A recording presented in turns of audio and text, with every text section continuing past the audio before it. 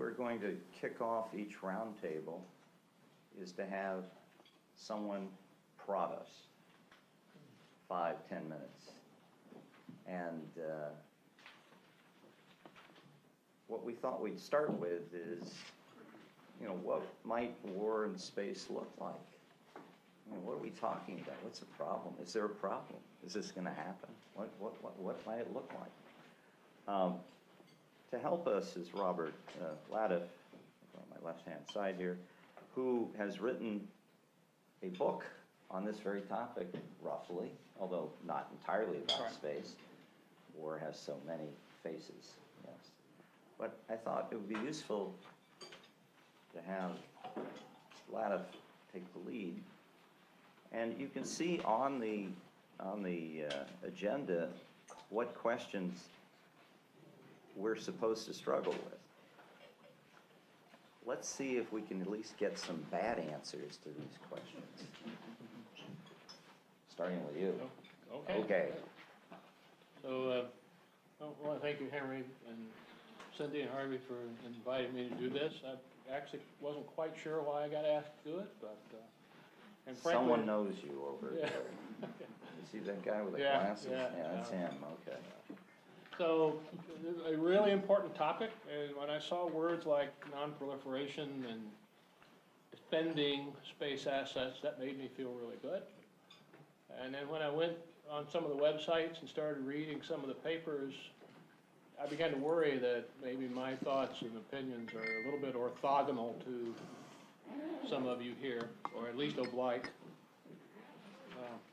But be that as it may, I'm probably a little bit less strident than most. I subscribe to what I refer to as the Andrew Bacevich theory, that we've become far too militaristic. And so you'll see that in some of my thinking. I actually was very appreciative. Brian pointed out to me an article that I'd written almost 5 years ago for the Disarmament Times, a group that's associated with the United Nations, about dual-use technologies. And that's largely what this book I wrote was about.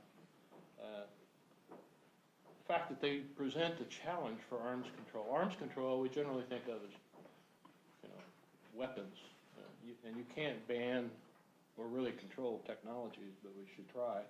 And the other piece of it was that dual-use technologies and weapons present real concerns for things like the laws of armed conflict and just war theory.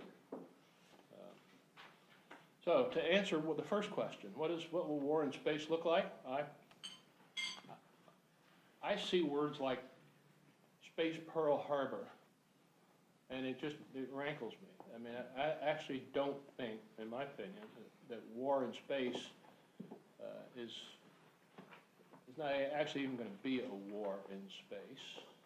More likely, in my opinion, we'll have things like what we have at sea. We'll have close calls. We'll have things like the Russians flying too close to our ships and provoking us. Not that we ever do anything like that, I'm sure, but we might actually have a collision. We'll get protests, and at some point, maybe we'll do something back. But I actually don't think that we're going to end up with wars in space like you see in the movies.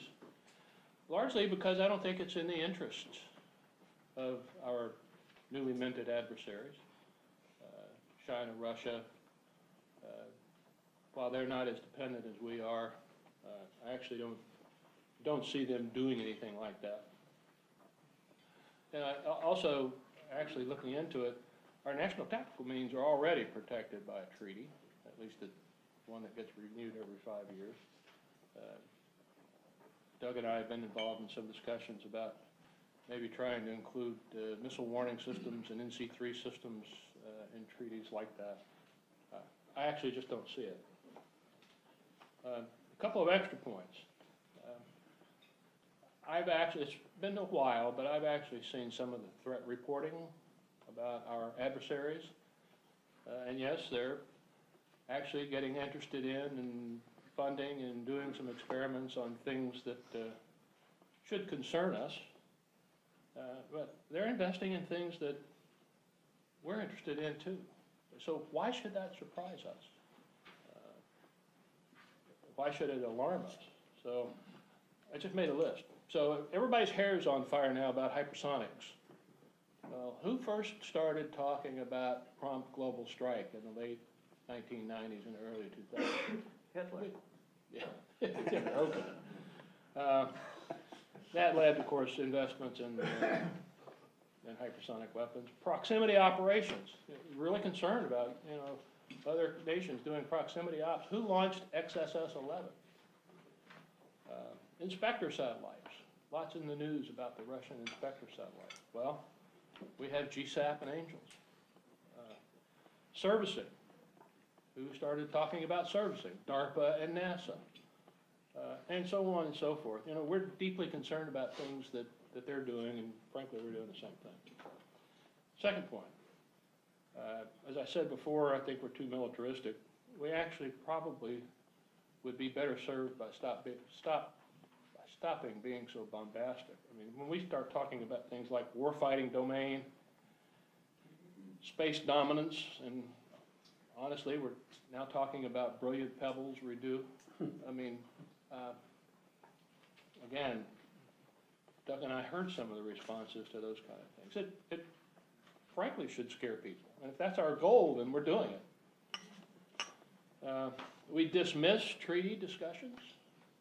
And I know Doug and I disagree on this, but,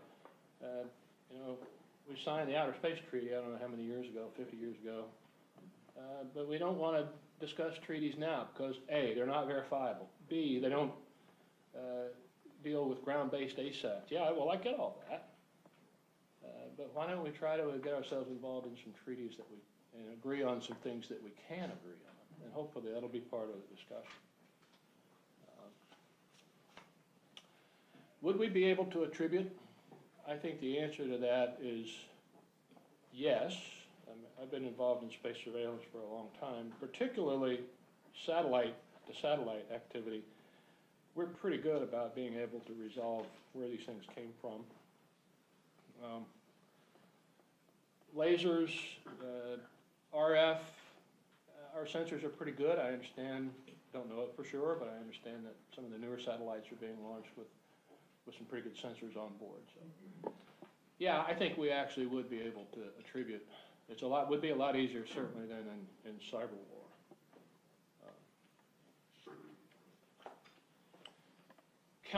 There was a question about counter-offensive action against threatening weaponry. Well, think about that question. Action against threatening weaponry. That sounds an awful lot to me like preventive war. And that gets you into the whole realm of just war theory and what's considered a just cause for war.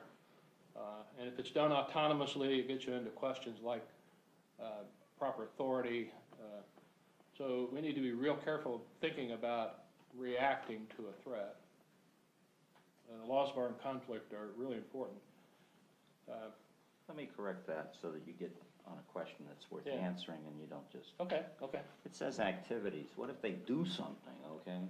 Do you focus Threatening activities. Okay, let's say they engage in threatening activities. Mm-hmm. Okay, now try to answer the question.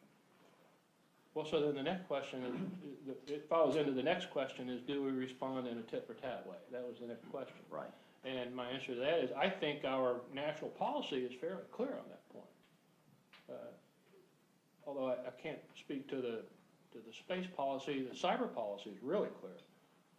We don't have to respond in a tit-for-tat way. We can respond in other domains, and likely responding in another domain might be more effective.